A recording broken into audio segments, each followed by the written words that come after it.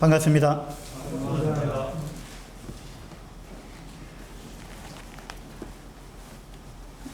오늘 새 식구가 한 명 늘었습니다.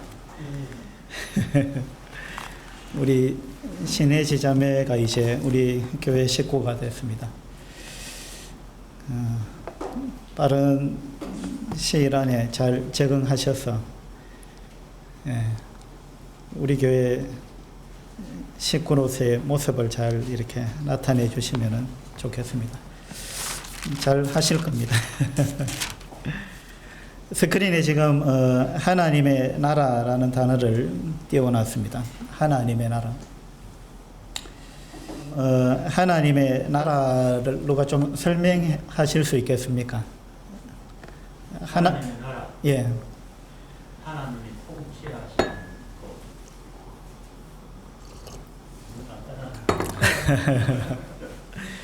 예. 나라에서 하나님의 동행. 예. 수준이 상당히 높습니다.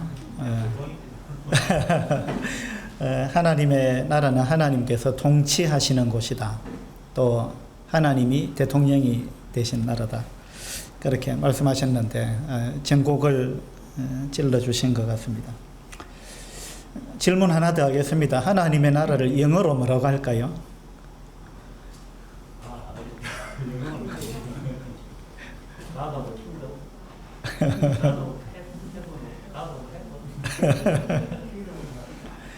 예, 맞습니다. 하나님의 나라는 영어로 The Kingdom of God 이렇게 이야기합니다.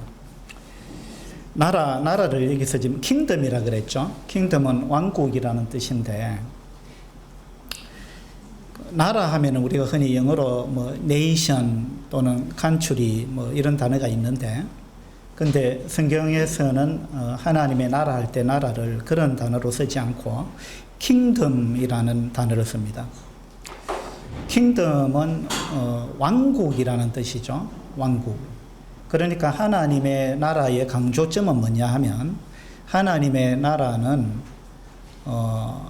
절대 군주가 다스리는 나라다. 절대 군주의 통치를 받는 나라다. 이런 이제 부분을 강조하고 있는 단어입니다. 그 절대 군주는 하나님이시죠. 예. 그래서 민주주의하고는 상당히 이제 다른 개념인데, 우리는 이제 민주주의를 상당히 좋아합니다. 그렇죠? 공산주의와 비교해서 이제 민주주의가 우월하고 우리가 민주주의 사회에 있기 때문에 우리는 민주주의를 굉장히 좋아합니다. 근데 이제 성경적인 개념으로 보면 민주주의는 그렇게 썩 좋은 제도가 아닙니다. 왜냐하면 민주주의는 말 그대로 백성이 주인인 나라다 이런 의미죠. 민주, 그러니까 백성이 주인이다, 인간이 주인이다 이런 의미가 됩니다. 그걸 다른 말로 하면 인본주의라 할 수 있죠. 근데 이제 하나님의 나라는 사람이 주인이 아닙니다. 인간이 주인이 아니고 하나님이 주인이시고 하나님이 통치하시고 하나님이 다스리는, 하나님이 왕이 되신 나라, 그런 나라가 이제 하나님의 나라입니다. 민주주의는 이제 인간이 통치자가 돼가지고 다스리는 나라입니다. 그렇죠? 예. 인류 역사를 여러 가지로 표현할 수 있겠습니다만은, 인류 역사를 간단하게 또 이렇게도 표현할 수 있을 것 같아요. The Kingdom of God, 이 나라를, 하나님의 나라를 어떻게 변화시키고자 꾸준히 끈질기게 투쟁해 왔느냐 라는 차원에서 인류 역사를 설명할 수도 있다고 그렇게 생각이 듭니다. 어떤 나라로요? The Kingdom of People. 그러니까 The Kingdom of God, 하나님의 나라를 인간의 나라로, 인간이 통치하는 나라, 인간이 왕이 되는 나라, 하나님을 배제시킨 나라, 하나님의 통치를 거부한 나라, 인간의 생각대로, 인간의 의지대로, 인간의 뜻대로, 인간의 뜻을 실현하는 나라, 하나님의 통치를 받고 싶지 않은 나라, 그런 나라로 만들고자 끈질기게 투쟁한 것이 바로 인류의 역사다. 이렇게 우리가 생각할 수도 있겠습니다. 이 투쟁은 지금도 계속되고 있습니다. 지금도 이제 모든 사람들 마음속에서 하나님의 나라보다는 내가 왕이 되는 나라, 내 마음대로 하는 나라, 하나님 나한테 간섭하지 않는 나라, 그런 나라를 지금도 많은 사람들은 이제 그 나라를 만들기 위해서 투쟁을 하고 있습니다. 이것은 어쩌면은요, 우리 거듭난 그리스도인들의 마음 속에서도 이와 같은 투쟁이 일어나고 있는 겁니다. 여러분들 마음 속에는 이런 투쟁이 있습니까? 없습니까? 여러분은 하나님께서 말씀하시면, 맞습니다. 100% 맞습니다. 내 생각을 다 버리겠습니다. 하나님의 말씀에 100% 저는 복종하겠습니다. 이것이 아무런 거부감 없이, 망설임 없이 하나님의 말씀에 그대로 순종이 잘 되십니까? 아니면 하나님, 말씀은 그렇지만 제 생각은요, 그러면서 하나님, 이렇게 좀 해주세요. 그러면서 우리 기도하는 내용도 하나님의 나라가 이루어지는 것보다는 어쩌면 내 뜻이 이루어지는 것, 하나님 내 뜻을 이루어 주십시오. 내 소원을 이루어 주십시오. 그런 이제 기도, 그런 신앙생활이 되고 있지 않은지 이걸 이제 우리가 한번 돌아볼 필요가 있다고 생각이 듭니다. 하나님은 천지를 창조하셨을 때 질서를 부여하셨습니다. 하나님은 완전하신 분이기 때문에 하나님께서 부여하신 질서는 완벽한 질서입니다.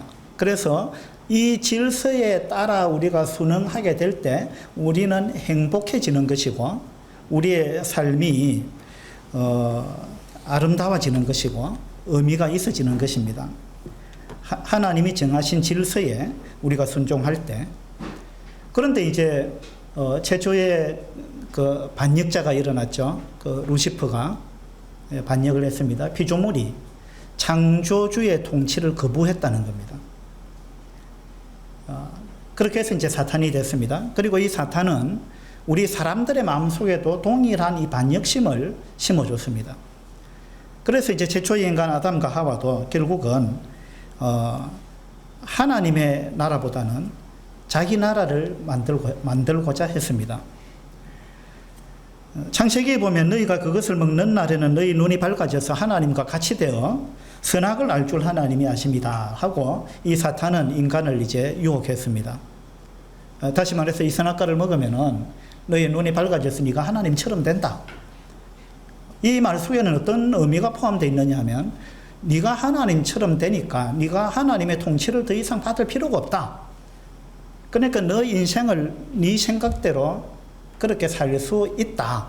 이것을 먹게 되면. 그럼 너는 하나님처럼 되는 거다. 그런 이제 이야기죠. 이것은 곧 이제 하나님으로부터의 독립을 의미하는 것이고, 그 다음에 자기가 주인이 되겠다는 것이고, 자기가 왕이 되겠다는 그러한 이야기입니다. 이렇게 해가지고 이제 최초의 인간이 왕 대신 하나님의 왕권을 거부했습니다. 그 결과는 어떻게 됐죠? 하나님을 배제시키고 내 인생 내 힘으로 살겠습니다. 내가 왕이 되어서 내 뜻대로 살겠습니다. 그렇게 해서 나온 결과는 비참했습니다. 우리가 경험하고 있는 바죠. 그래서 우리의 삶이 힘들 때 아이 아담이 하와가 왜 하나님께 반역을 일으키고 이 세상에 죄를 끌어들여 가지고 내 인생을 이렇게 힘들게 만드는가? 우리는 아담과 하와를 원망할 때가 종종 있습니다. 그럴 수밖에 없는 것이 하나님은 완전하신 분이시기 때문에 하나님께서 통치하는 나라는 평화의 나라입니다. 그런데 인간은 완전한 사람이 아무도 없습니다. 그래서 불완전한 인간이 통치를 하게 되면 많은 문제가 생길 수밖에 없는 것입니다. 박근혜 전 대통령이 이제 뭐 국정농단 이래가지고 이제 여러 가지 문제가 있었죠.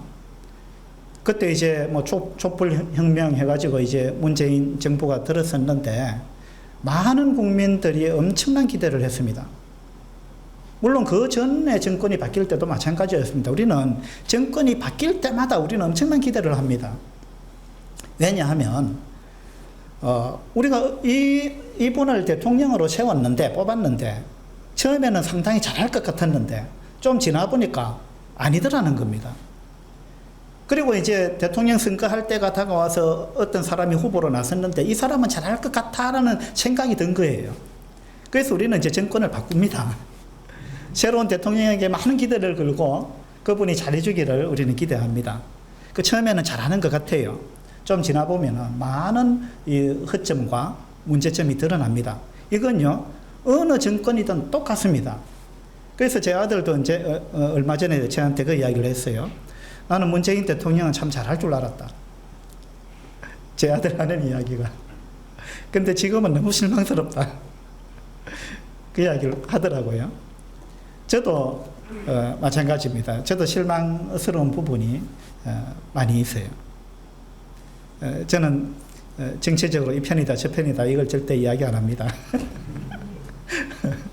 근데 누가 대통령이 되든지 간에 똑같습니다. 왜냐하면 완전한 왕이 아니기 때문에 그렇습니다. 하나님께서 다스리는 나라는 완벽한 나라입니다. 근데 우리는 그 완벽한 나라를 거부한 것입니다.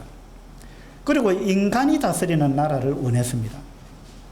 그것이 더 잘할 줄 알았어요. 더 우리를 행복하게 해줄 줄 알았습니다. 그리고 내 뜻을 이루어 줄 줄 알았습니다. 우리가 대통령을 뽑을 때도 다 그런 기대를 갖고 뽑습니다. 저 사람이 나를 잘 살게 해줄 거야. 예. 그런 생각을 갖고 뽑는데 지나고 보면은 많은 문제점들이 나타나는 것입니다. 그래서 하나님이 왕이신 나라를 거부하고 내가 왕이 되어가지고 내 나라를 다스리겠다 라고 했을 때 그 결과가 어떠하냐라는 것을 사사기에서 아주 이런 부분을 적나라하게 보여주고 있습니다. 우리 그 부분을 한번 보도록 합시다. 사사기는 이제 하나님을 배제하고 인간이 다스리던 한 300년 정도 되는 그 기간의 역사를 보여주고 있습니다. 사사기 3장을 한번 보도록 합시다.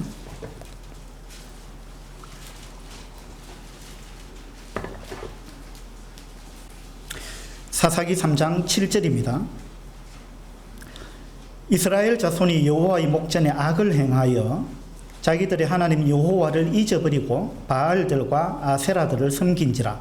여호와께서 이스라엘에게 진노하사 그들을 메소포타미아 왕 구산 리사다임의 손에 파셨으므로 이스라엘 자손이 구산 리사다임을 8년 동안 섬겼더니 이스라엘 자손이 여호와께 부르짖음에 여호와께서 이스라엘 자손을 위하여 한 구원자를 세워 그들을 구원하게 하시니 그는 곧 갈렙의 아우 그나스의 아들 온니엘이라.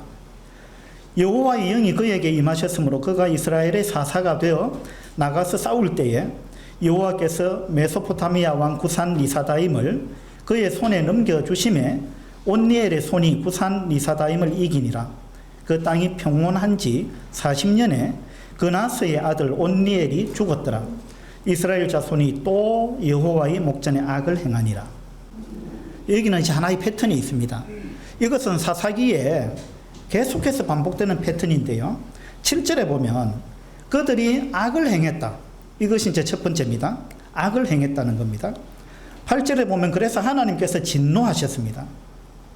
그래서 이제 대적들을 붙여서 어렵게 만들었습니다. 징계를 하신 거죠. 고통이 다가오니까 백성들이 어떻게 했느냐 하면 9절에 하나님께 부르짖었습니다. 그러니까 하나님이 구원자를 일으켜가지고 이 사사를 이제 통해서 구원하셨습니다. 그래서 이제 구원한 결과 11절에 그들이 평온했습니다. 그런데 평온하니까 12절에 세월이 좀 지나니까 이스라엘 자손이 또 여호와의 목전에 악을 행했다. 이것이 사사기의 패턴입니다. 악을 행했다. 그래서 하나님이 진노하셨다. 그래서 그들이 부르짖었다. 하나님이 구원하셨다. 그래서 평온이 왔다. 그런데 또 범죄했다. 예. 이것이 이제 계속 반복됩니다. 이 사사기에는 12명의 사사가 나오는데요. 이것이 12번 반복이 되는 것입니다. 이것이 뭐냐면 결국은 하나님의 통치를 거부한 인간의 역사는 이와 같다라는 이야기입니다. 이와 같은 패턴이 반복되는 이유가 뭐냐라는 것을 사사기에서 설명해 주고 있는데요. 사사기 17장을 보겠습니다. 사사기 17장 6절입니다. 6절에 그때에는 이스라엘의 왕이 없었으므로 사람마다 자기 소견에 옳은 대로 행하였더라. 자, 이 사사시대에는 왕이 없었다. 왕이 없었다. 어떤 왕이 없었다는 겁니까?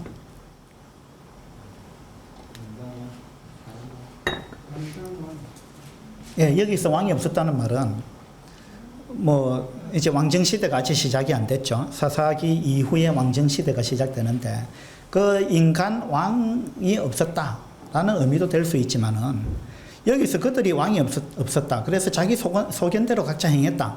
이 말은 사실은 그들에게 왕이 있었는데 그 왕을 그들이 거부했기 때문에 왕이 없는 거나 마찬가지였다. 이런 의미가 되는 겁니다. 그러면 이 당시에 사실 왕이 있었는데 그 왕은 누구였을까요? 하나님이에요. 하나님. 이스라엘은 원래부터 하나님의 통치를 받는 나라였습니다. 이스라엘뿐만 아니라 모든 인류가 그런 거죠. 모든 인류는 사실은 하나님의 통치를 받았습니다. 그런데 어느 날부터 하나님의 통치를 거부한 것입니다. 하나님이 왕 되시는 것을 거부했다는 겁니다.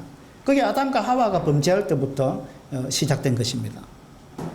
그래서 사사기에서 그때 이스라엘의 왕이 없었기 때문에 사람마다 자기 소견에 옳은 대로 행해가지고 이런 결과가 나왔다라는 이야기입니다. 사람마다 자기 소견에 옳은 대로 행했다 이 말은 자기가 왕이 됐다 이런 이야기예요. 하나님이 왕 되시는 것을 거부하고 자기가 왕이 돼가지고 자기 생각대로 살았다는 것입니다. 자기가 왕이었다는 겁니다. 18장으로 한번 가보죠. 18장 1절입니다. 그때에 이스라엘의 왕이 없었고 사사기가 이렇게 된 원인을 계속 이렇게 설명하고 있습니다. 19장 1절에도 보시면 이스라엘의 왕이 없을 그때에 왕이 없기 때문에 이와 같은 일이 벌어졌다는 것입니다. 그 다음에 21장으로 한번 가보죠. 사사기 맨 끝 구절인데요. 21장 25절입니다. 그때에 이스라엘의 왕이 없으므로 사람이 각기 자기의 소견에 옳은 대로 행하였더라. 이것이요, 아담이 범죄하고 난 이후부터 지금 이 사사기 시대까지 인류의 역사를 하나님은 이렇게 요약한 것입니다. 사람이 내가 왕 되는 것을 거부했다. 나의 통치를 거부했다. 그리고 각자 자기가 왕이 되었다. 그 결과 그들에게는 엄청난 고통이 찾아왔다. 그리고 하나님께서 아름답게 창조하신 이 피조 세계가 엉망이 되어버렸다.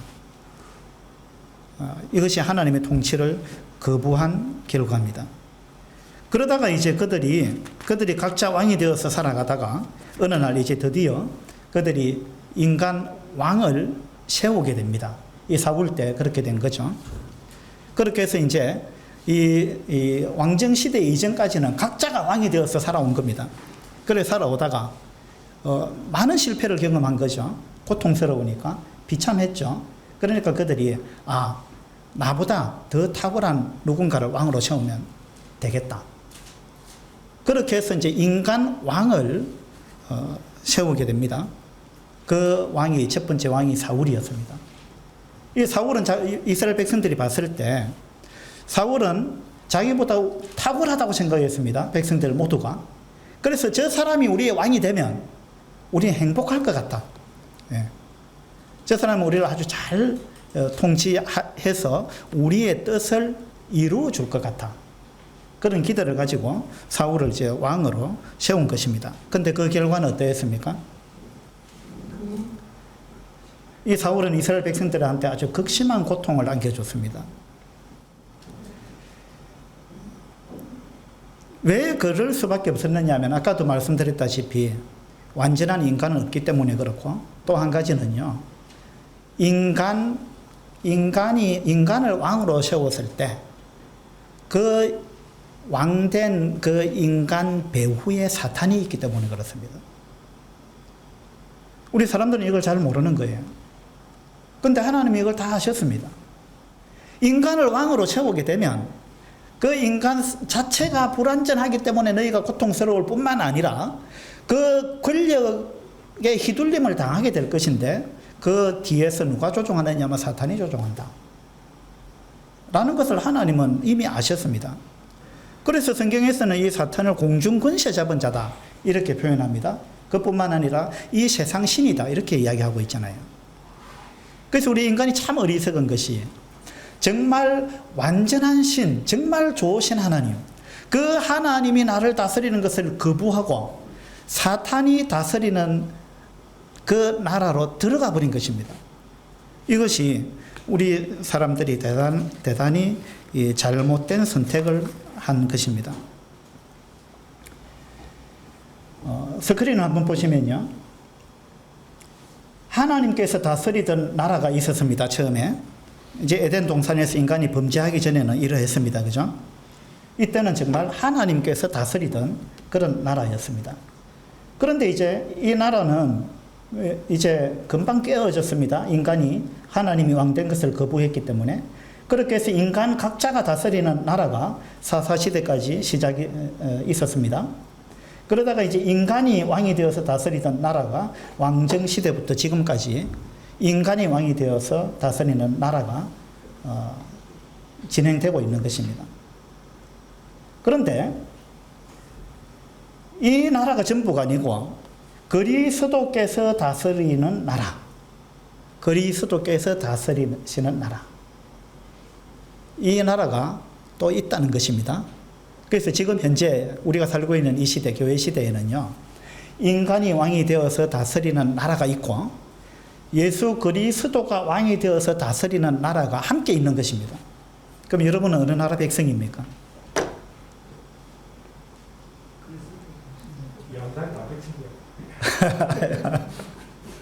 그 양다리를 걸치고 계십니까? 그래서 그리스도께서 다스리는 나라, 이 나라는 교회 시대고 또 천년왕국 시대도 그리스도께서 왕이 되어서 다스리는 나라인 것입니다. 그런데 모든 그리스도인이 이 나라를 경험하고 있느냐 하면 그건 아니라는 겁니다. 많은 그리스도인들이 예수 그리스도를 왕이라고 고백하면서 실제로는, 입으로는 고백하면서 실제로는 자기 생각대로 사는 겁니다. 그건 뭐냐면 예수 그리스도의 나라의 백성이면서 예수 그리스도의 통치를 안 받는 경우가 많다는 겁니다. 그러면 누구의 통치를 받느냐? 자기가 결정해서 자기가 자기를 다스리는, 자기가 왕이 된 그 나라에 살고 있다는 것입니다. 이건 조금 더 심하게 이야기하면 사실은 사탄의 통치를 받는 나라에 살고 있다는 겁니다. 이걸 하나님은 사탄의 나라라 그럽니다. The kingdom of 사탄이에요. 그래서 우리가 지금 어느 나라 백성이냐, 내가 어느 나라에 살고 있는가, 이런 부분을 우리가 자꾸 점검해 볼 필요가 있습니다. 나는 누구의 통치를 받고 있느냐. 근데 이제 최종적으로 하나님께서 다스리시는 나라, 완전한 하나님의 나라, 이 나라는 우리가 가게 될 하늘나라입니다. 하늘나라에 가게 되면 우리는 정말 100% 완전한 하나님의 나라를 경험하게 될 것입니다. 하나님께서 통치하시는 나라입니다. 이것을 고린도전서 15장에서는 이렇게 이야기했습니다. 모든 통치와 모든 권세와 능력을 멸하시고 나라를 아버지 하나님께 바칠 것이다. 누가요? 예수 그리스도께서. 예수 그리스도께서 이 땅에 오신 목적은 하나님의 나라가 이제 거부되고 인간의 나라, 사탄의 나라가 되어버렸는데, 이 인간 세상이. 그런데 그 모든 권세, 이 권세와 통치와 능력을 멸하시고 이 나라를 다시 하나님의 나라로 회복시켜가지고 이 나라를 하나님께 드리는 것, 이것이 예수 그리스도께서 이 땅에 오신 목적입니다. 우리 마음 속에서, 우리 거듭난 그리스도인들의 삶 속에서 사실은 지금 현재 이 나라를 우리는 경험해야 되는 겁니다. 그래서 예수님께서 말씀하셨죠. 하나님의 나라가 여기 있다 저기 있다 이야기할 것이 아니다. 하나님의 나라는 너희 속에 있다. 이렇게 말씀하셨어요. 우리 속에는 이미 하나님의 나라가 임했습니다. 물론 천년왕국도 하나님의 나라입니다. 또 우리가 가게 될 하늘나라 거기도 하나님의 나라입니다. 그런데 하나님의 나라는 그것만이 아니죠. 지금 현재 우리가 하나님의 뜻에 순복하는 그러한 삶을 산다면 현재 우리는 하나님의 나라가 우리의 것이고 우리는 하나님의 나라의 백성인 것입니다. 그러니까 하나님은 우리 그리스도인들이 그렇게 되기를 기대하시는 것입니다. 사울로 인해서 이스라엘 백성이 엄청난 고통 가운데 있을 때 하나님의 마음에 드는 한 사람이 등장했습니다. 하나님의 마음에 맞는 사람 누구였죠? 다윗이었습니다. 우리 사도행전 13장을 보겠습니다.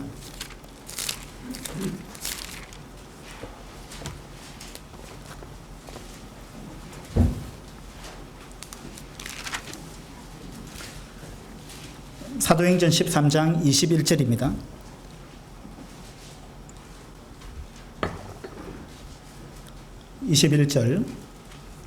그 후에 그들이 왕을 구하거늘 사사시대 이후에 그들이 왕을 구하거늘 하나님이 베냐민 지파 사람 기스의 아들 사울을 40년간 주셨다가 패하시고 다윗을 왕으로 세우시고 정언하여 이르시되 내가 이새의 아들 다윗을 만나니 내 마음에 맞는 사람이라 내 뜻을 다 이루리라 하시더니 하나님께서 이제 이스라엘 백성들이 사울을 왕으로 삼았는데 굉장히 고통 가운데 있는 것을 하나님께서 보셨습니다.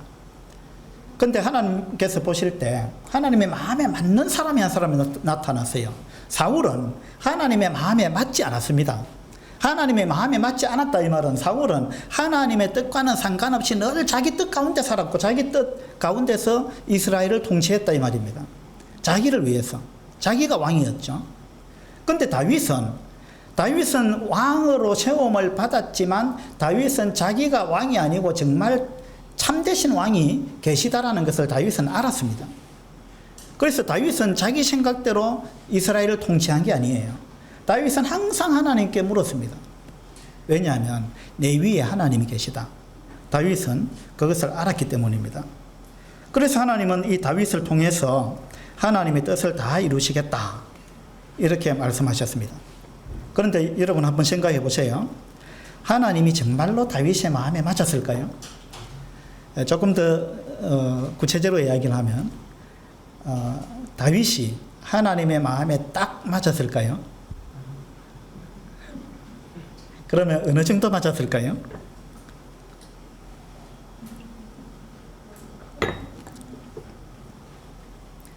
근데 여기 이제 하나님의 마음에 맞는 사람을 하나님이 만났다. 그 사람이 다윗이다. 이렇게 이야기를 했는데 이 다윗은 누굴 의미할까요?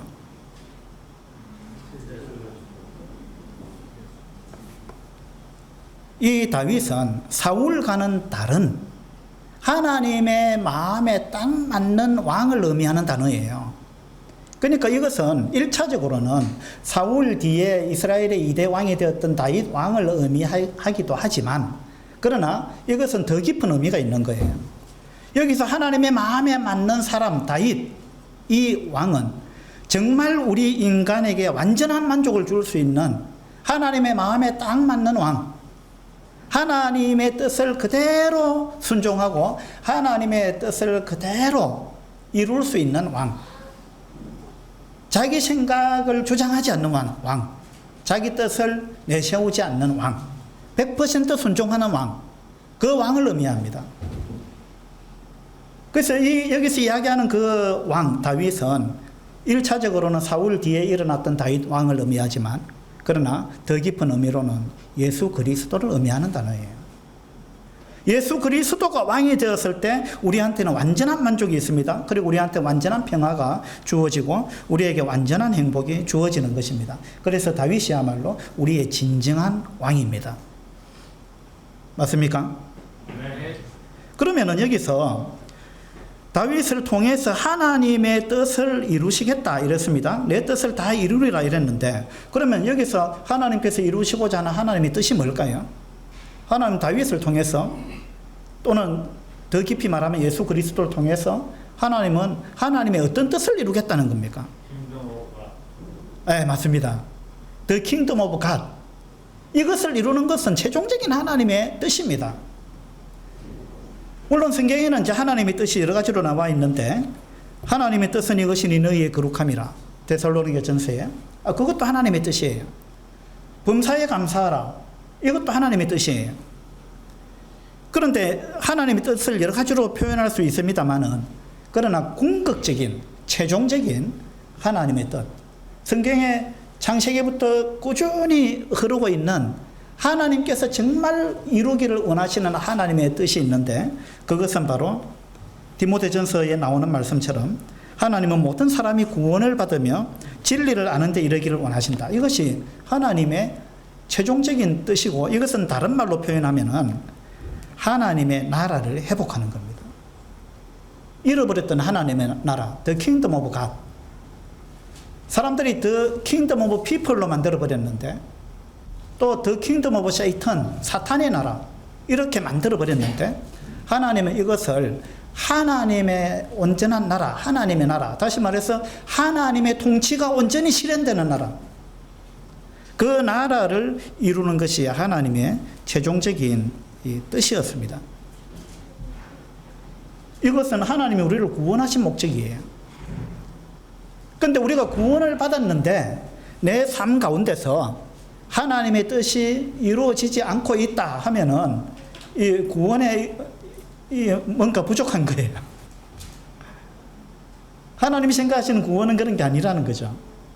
하나님이 생각하시는 구원은 우리가 사탄의 나라 백성이었는데, 인간 나라의 백성이었는데 하나님의 나라의 백성으로 완전히 나라를 바꿨다는 거예요.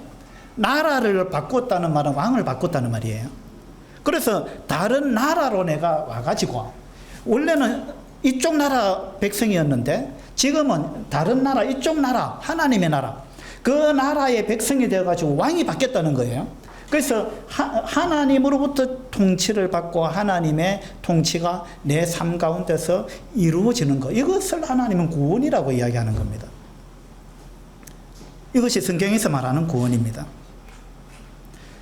그래서 하나님은 이것은요, 아담이 타락할 때부터 하나님이 계속해서 꿈꿔왔던 것이고 약속하셨던 것입니다. 여자의 후손은 네 머리를 상하게 할 것이요 너는 그의 발꿈치를 상하게 할 것이다. 이 약속이 최초의 복음이잖아요. 최초의 구원의 약속인데, 이건 뭐냐면 인간이 범죄할 때부터 하나님의 나라가 깨졌는데 이 하나님의 나라를 회복할 그 사람을 내가 보낼 거다. 그 사람이야말로 진정한 왕이다. 그분을 진정한 왕으로 맞았을 때 하나님의 나라가 회복된다 라는 것을 하나님은 창세기에서부터 계속 말씀하셨습니다. 그리고 아브라함한테 이 약속을 이어갔고 이삭, 야곱한테 계속해서 이 메시아에 관한 진정한 왕이 올 것에 대한 진정한 왕을 맞이해라 라는 것을 하나님이 계속 말씀하시다가, 이제 다윗 때에 와가지고 하나님께서 다윗 언약이라고 흔히 이야기하는 사무엘 하 17장입니까? 거기서 다윗을 통해서 다윗의 나라가 영원할 것이다. 다윗을 통해서 왕이 올 것이다.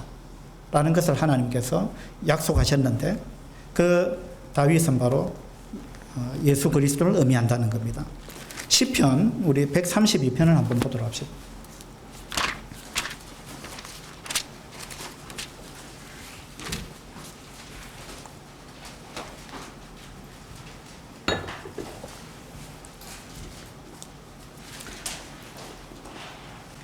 시편 132편 11절입니다.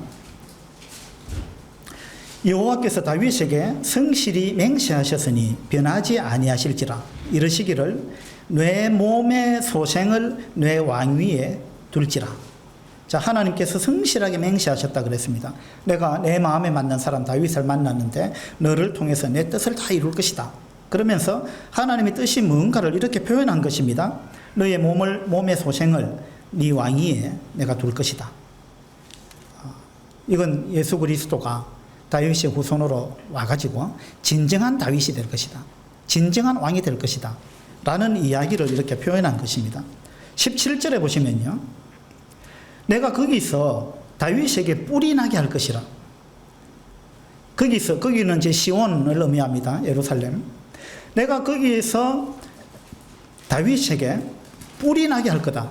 다윗한테 뿔이 나게 한답니다. 이 뿔이 난다는 게 무슨 의미일까요? 화나게 한다는 이야기예요.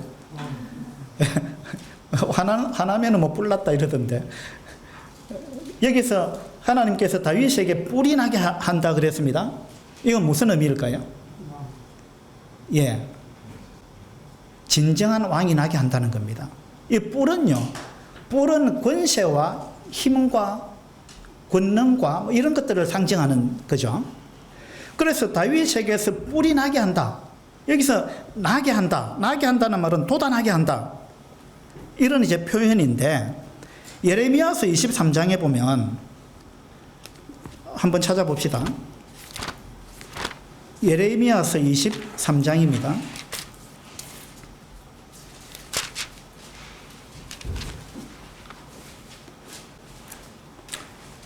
5절을 보겠습니다. 23장 5절에 여호와의 말씀이니라. 보라, 때가 이르리니 내가 다윗에게 한 의로운 가지를 일으킬 것이라. 이게 이제 시편 132편 17절에 나오는 다윗에게 뿔이 나게 한다라는 말과 동일한 이야기입니다. 뿔이 나게 한다. 뿔이 돋아나게 한다. 근데 그 뿔을 예레미야서 23장에서는 다윗에게 한 의로운 가지가 일어날 거다. 의로운 가지를 돋아나게 할 것이다. 라고 표현하고 있는 것입니다. 그러면 다윗에게서 일어나는 한 의로운 가지는 누구일까요? 그 뒤에 보면 그가 왕이 되어서 지혜롭게 다스리며 세상에서 정의와 공의를 행할 것이며 그의 날에 유다는 구원을 받겠고 이스라엘은 평안히 살 것이며 그의 이름은 여호와 우리의 공의라 일컬음을 받으리라. 그래서 그 뒤에 이어지는 구절들을 보니까 이 다윗에게서 한 의로운 가지가 나는데 이 의로운 가지가 왕이 될 것이고 이 왕이 너희들에게 평화를 줄 것이다. 라고 이야기를 하고 있으니까 이것은 뭐 분명하죠. 예수 그리스도 그분을 이야기하는 것입니다. 그래서 시편 132편에서 다윗에게서 나는 뿔, 다윗이 하나님의 마음에 맞는 사람이었다 라는 이야기와 이제 연관이 있는 그런 내용입니다. 사도행전 13장에서 다윗을 통해서 하나님의 뜻을 다 이루시겠다 이렇게 말씀하셨는데 다윗이 인류의 진정한 왕을 의미하는 것이고 이 말은 예수 그리스도를 의미하는 것이다. 이런 생각을 우리가 해볼 수 있습니다. 그런데 사도행전 13장으로 다시 한번 가보면요. 22절 폐하시고 다윗을 왕으로 세우시고 정언하여 이르시되 내가 이새의 아들 다윗을 만나니 내 마음에 맞는 사람이라 내 뜻을 다 이루리라 하시더니 하나님이 약속하신 대로 이 사람의 후손에서 이스라엘을 위하여 구주를 세우셨으니 곧 예수라. 그러니까 이거 지금 누가 이야기를 하고 있습니까? 바울이. 사도 바울이 지금 비시디 안디옥에서 복음을 전하면서 이야기를 하고 있는 겁니다. 그래서 다윗이 지금 인류의 역사를 쭉 이야기를 하고 있는 거예요. 인류의 역사가 어떻게 진행되어 왔느냐. 하나님이 다스리던 나라가 원래는 이 인간 세상이었는데 이것이 아담과 하와가 범죄함으로 인해 가지고 하나님의 통치를 거부해버렸고 사탄이 통치하는 나라가 되어버렸다. 사울이 왕이 되어 다스리던 나라도 똑같았다. 그런데 하나님께서 마음에 맞는 사람을 발견했는데 그 사람은 다윗이었다. 그래서 이 다윗을 통해서 하나님은 하나님의 뜻을 다 이루시겠다고 말씀하셨다. 그리고 하나님이 이것을 이루시고 계시는데 여기서 말하는 다윗은 바로 예수 그리스도다. 지금 이 이야기를 바울이 하고 있는 거예요. 그래서 예수 그리스도가 진정한 다윗으로 진정한 왕으로 이 땅에 오셨는데 너희들이 어떻게 했느냐? 그를 죽였다. 너희들이 그를 죽였다. 이렇게 해서 바울이 지금 복음을 전하고 있는 겁니다. 너희들이 그를 죽였는데, 그런데 30절에 보니까 하나님이 죽은 자 가운데서 그를 살리셨다. 예. 이제 하나님은 이렇게 하셨는데 너희들은 어떻게 할 거냐? 너희들은 누구를 왕으로 섬길 거냐? 너희 여전히 하나님께서 진정한 왕, 정말 평화의 왕, 우리에게 완전한 만족과 완전한 행복을 주실 수 있는 진짜 하나님의 마음에 딱 맞는 사람, 그분 예수 그리스도, 다윗으로 상징되는 예수 그리스도, 그분을 하나님께서 보내주셨는데 너희들이 그를 죽여버렸다. 그런데 하나님은 그를 다시 살리셨다. 이제 너희들이 어떻게 할 거냐? 그분을 왕으로 맞이할 거냐? 안 그러면 여전히 너희들은 사탄을 왕으로 섬길 거냐? 아니면 너희 자신을 왕으로 생각하고 너의 인생을 네 마음대로 살아갈 거냐? 안 그러면 그 결과는 우리가 역사에서, 지금까지 역사에서 우리가 뻔히 보아온 것이다. 너무나 고통스러운 것이고 비참한 우리 역사다. 이제 너희들이 예수 그리스도를 왕으로 영접하게 되고 예수 그리스도의 통치에 굴복하게 되면 진짜 하나님의 나라가 이루어지는 것이다. 그런데 여러분들이 이제 어떻게 할 거냐? 이것을 바울은 묻고 있습니다. 오늘 우리도 이 부분에 대해서 대답해야 됩니다. 여러분, 누구를 왕으로 모실 것입니까? 누구의 통치를 받을 겁니까? 한번 대답해 보세요. 누가 왕이 되면 좋겠습니까? 여러분 인생에 있어서. 하나님이 왕이 되면은 좋겠습니까? 불편하겠습니까? 하나님께서 여러분을 다스리고 하나님의 뜻대로 여러분을 다스리게 되었을 때 여러분의 뜻을 무시하고, 예? 여러분의 바람과 소망을 다 무시하고 여러분의 소원을 무시하고 하나님의 뜻만이 여러분 인생 가운데 이루어지고자 하나님이 하셨을 때 여러분 어떻게 거기에 순종하시겠어요? 안 그러면은 하나님 너무하십니다. 하나님은 내 소원을 그렇게 무시하시다니요. 내 뜻을 그렇게 무시하시다니요. 그렇게 하시겠습니까? 안 그러면 하나님의 뜻에 그냥 그대로 순종하시겠습니까? 여러분 뭘 선택하시겠어요? 여기에서 우리의 선택에 따라 내 삶이 The Kingdom of God이 되느냐, 안 그러면 The Kingdom of People이 되느냐, 우리 선택에 따라 나뉘는 겁니다. 우리는 외관상으로는 하나님의 나라 백성이 됐어요. 구원받았기 때문에. 그런데 실제 우리의 삶이 그러하냐 이 말입니다. 실제 우리의 삶은 매 순간 우리가 하나님의 뜻에 굴복하느냐 안 하느냐에 따라 달라지는 것입니다. 그래서 순종이 제사보다 낫다 그랬어요. 우리가 정말 하나님의 뜻에 순종할 거냐 안 할 거냐, 여기에 따라서 우리의 삶이 하나님의 나라가 되느냐 안 그러면 인간 나라가 되느냐 라는 것이 결정이 되고, 그 결과는요 뻔합니다. 내 뜻을 주장하게 되면 고통스럽고 비참해집니다. 예. 참 만족과 참 행복은 소원해지는 겁니다. 그런데 하나님의 뜻에 우리가 순종하게 될 때 우리 삶 가운데 또 내 마음 가운데서 평화의 나라, 하나님의 나라, 이 하나님의 나라가 이루어지는 것입니다. 이 완전한 하나님의 나라는 우리가 하늘나라 갔을 때 이루어지겠지만, 그러나 그 나라를 이 땅에서도 우리가 많은 부분 경험하면서 살게 되기를 하나님이 원하신다 라는 부분을 우리가 마음에 받아들일 수 있으면 좋겠습니다. 기도합시다. 아버지 하나님, 우리 사람들은 하나님이 왕 되시는 것을 거부했습니다. 참으로 무지한 결정이었습니다. 하나님께서 우리를 다스리실 때 우리에게는 참 만족과 평화가 있을 수밖에 없습니다. 그것은 하나님은 완전하신 분이기 때문에 그렇습니다.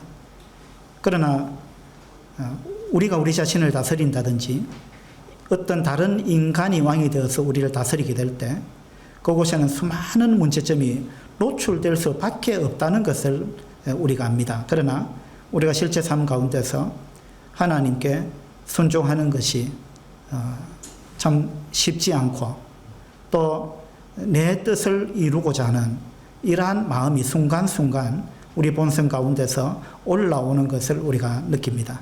아버지 하나님, 우리가 더 주님을 닮게 해주시고 또 주님께 더 우리가 굴복할 수 있는 그런 믿음의 사람들이 되게 해주시기를 바랍니다. 더 순종의 사람이 되게 해주시기를 바랍니다. 그래서 하나님의 나라가 우리 삶 가운데 실현되게 해주시기를 바랍니다. 감사드리며 우리 주 예수 그리스도 이름으로 기도드립니다. 아멘.